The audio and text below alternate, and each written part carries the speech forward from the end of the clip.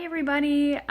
Today on Meg's Minute, I wanted to touch base on a few things that you want to do before it gets really, really cold.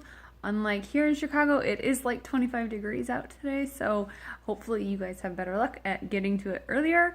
So last year I did a blog post on how to prep your home for winter, and I just kind of want to touch base on a few of those things. So one of the big ones is whether you're renting or you own your own home, no matter what kind of building, no matter what kind of house you have, if you decide to take a vacation or if you leave for the holidays, don't forget to keep your thermostat between 50 and 55 degrees.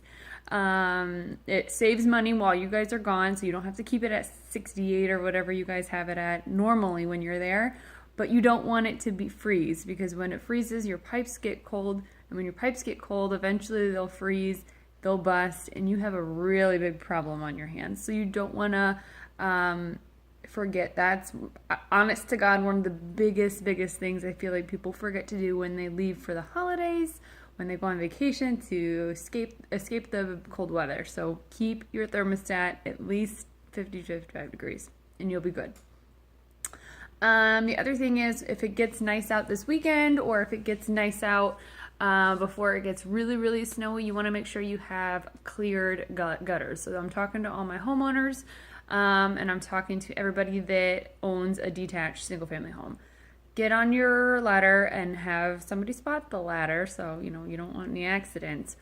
But you want to make sure that you have all the debris, leaves, sticks, junk out of those gutters to prevent from ice damming. So what ice damming is when you get a bunch of snow, it melts and then refreezes, melts and refreezes, and eventually that water will get underneath your shingles, and then you have water underneath those shingles, and then it freezes and it keeps expanding and contracting, and you can actually get water damage and leakage and rotting later on if it happens a lot. So we haven't had a ton of snow in the past few years, but you just never know. Just make sure your gutters are cleared, and your downspouts are cleared as well, so then it has room and space to water.